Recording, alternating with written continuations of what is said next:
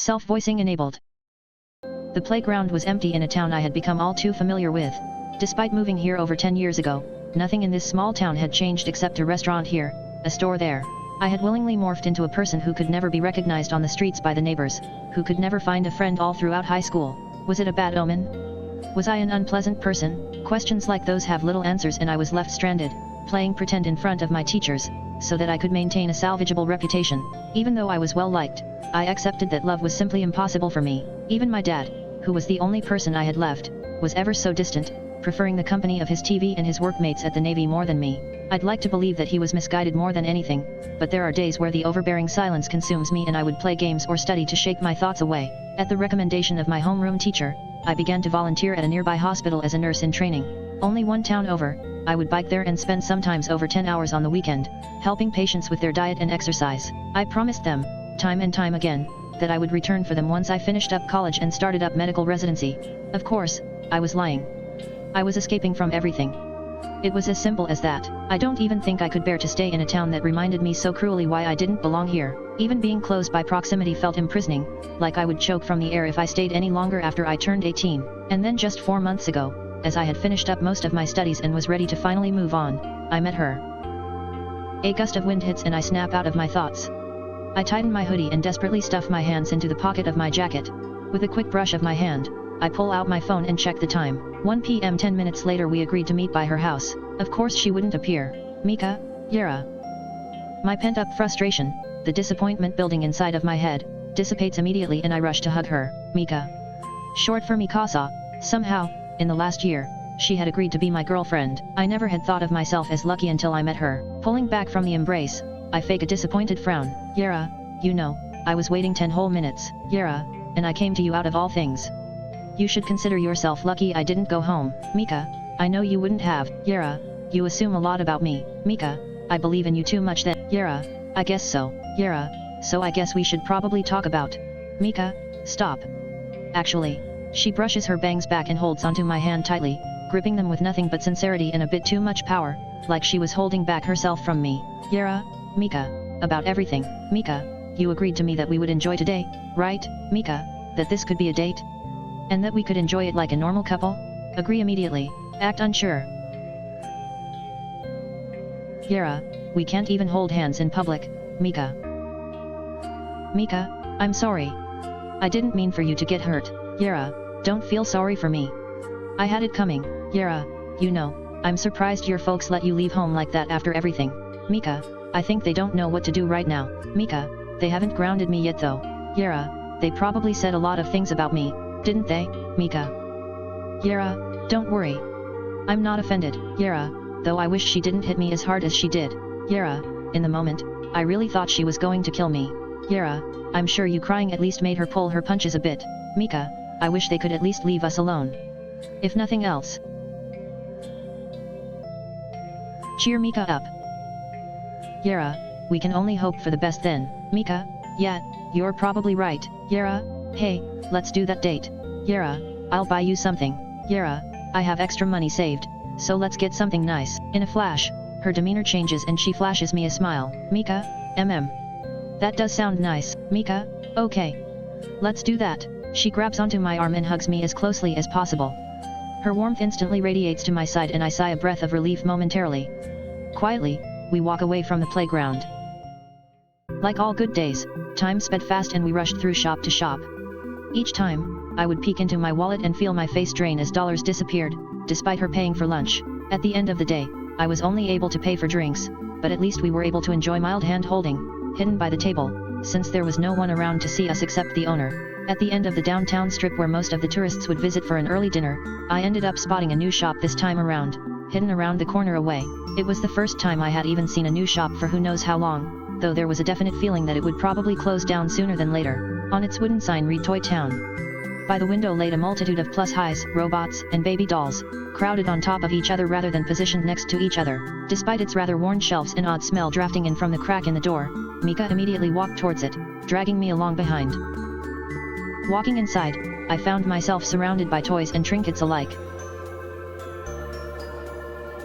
Some of them were ones you can find in any massive department store, but the occasional handmade or used toy could be found in between the glossier ones, faded and painted thin, a proof of its love for ages. Mika, whose face was burdened with thoughts on the way over, immediately lights up as she moves carefully through the shelves, observing each toy with a level of intrigue. Somehow, she had become 5 years old again and I couldn't help but watch, amused. Mika, wow.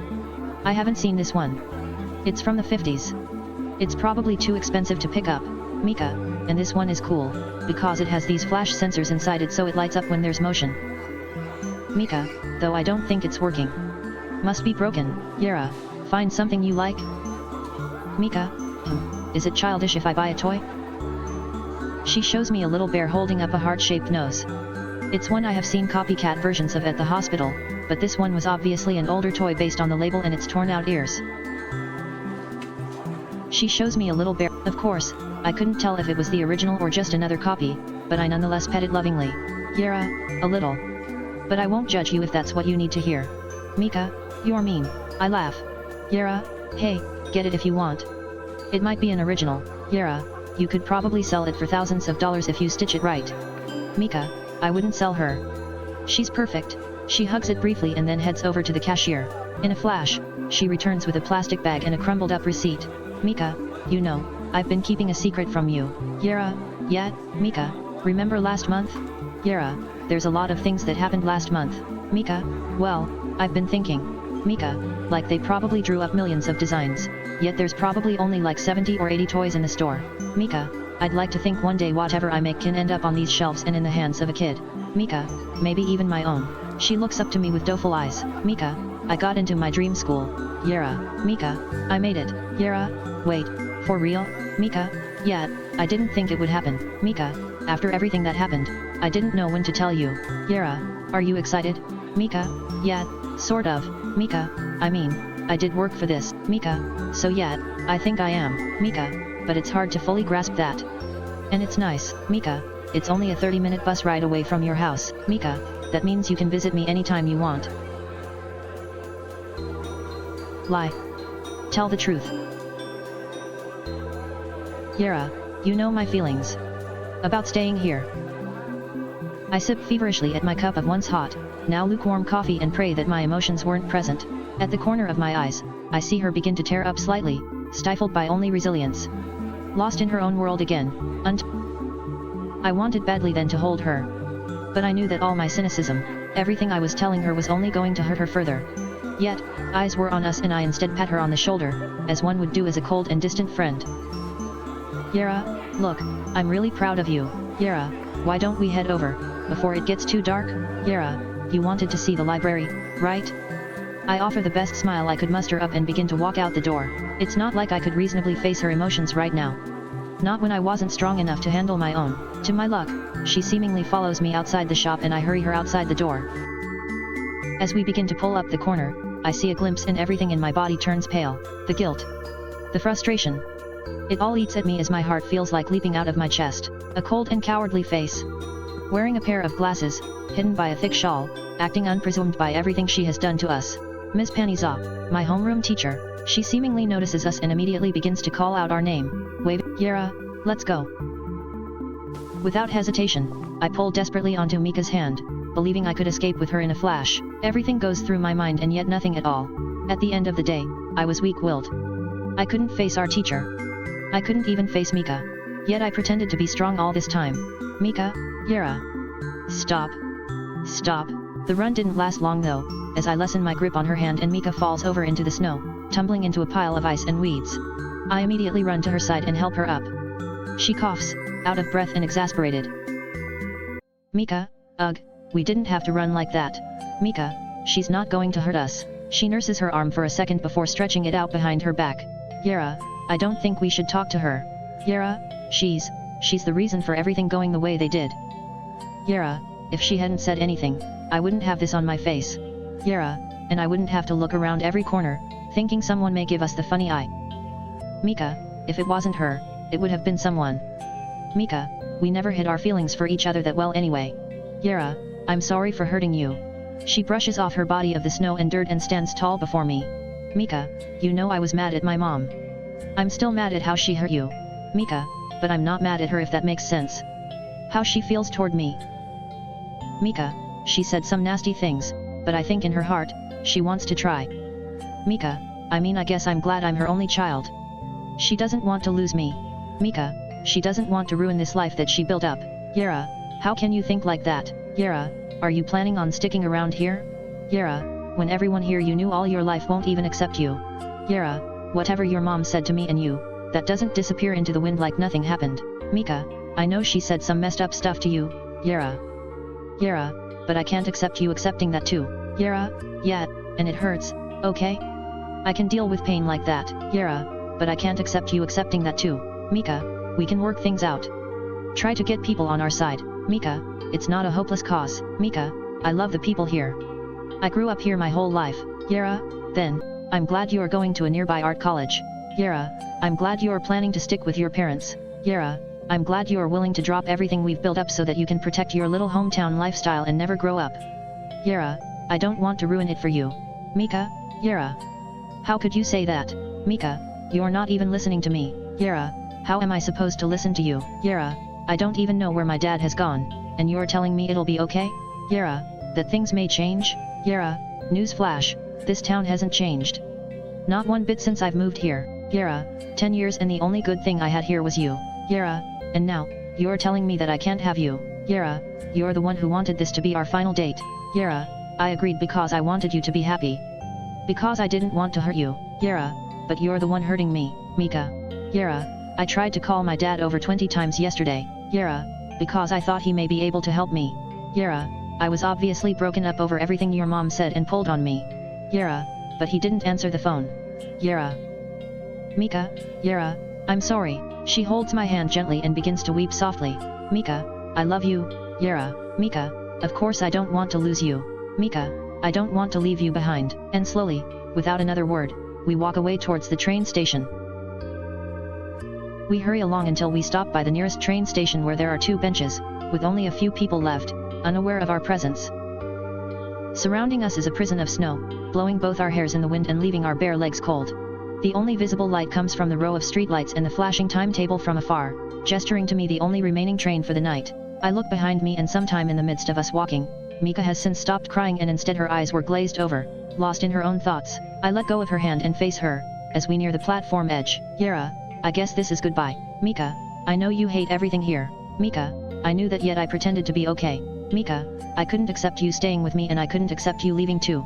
Mika, I let you down in the end. Mika, I'm so grateful that I was able to be your girlfriend. Yera, Mika, I was scared. Okay, Mika, everything scares me to be honest. Mika, I did want to preserve everything. Mika, of course I don't want to lose my parents. My friends.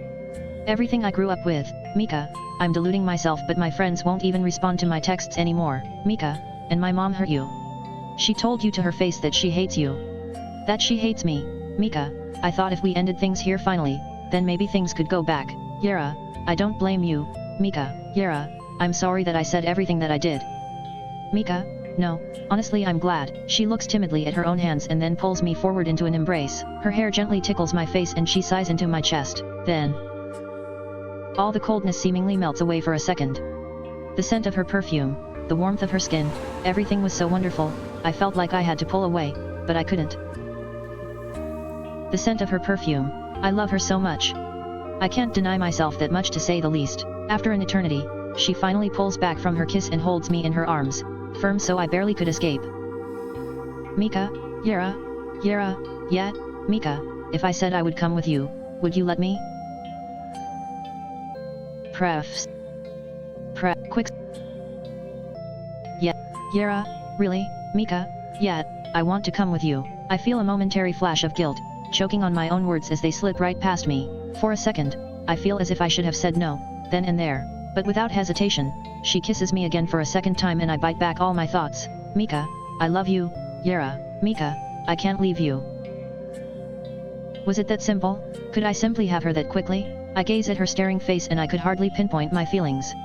Somehow, I had become disappointed with myself and her, but I ignored the shaking feelings. As to forget my own feelings, I pull her harder into my hug and lead her towards the train. Outside, the sky was dark and snow flew so fast that you could hardly catch a single snowflake. Turning over from my seat, I see her face, her wispy eyelashes, resting but unsettled, as if she was experiencing a nightmare.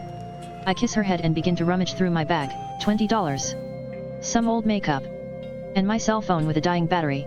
I looked to my side and realized she was desperately holding onto the bear. Like a child clutching close to their favorite toy, with only a few words, I have completely pulled her into my world. A lonely one, finally away from the town I had hated so much and now with the girl of my dreams. I knew that her mom and dad will call tomorrow, worried sick about the disappearance of their daughter. Followed then only but pure anger at me for stealing her away. I took her away from her dream college, her small town life, her family, because I had nothing left besides her. I love her. Honestly and earnestly. And yet, I was stricken with nothing but grief, confusion. I felt so elated and yet that I had taken on a terrible burden. I could only imagine her tired face, wearied by the world, in love but tired as she regrets every decision along the way to follow me. Biting my lip, I begin to let out a small cry, avoiding the gaze of the mirror ahead of me. I was dumb in the end. About. How quit.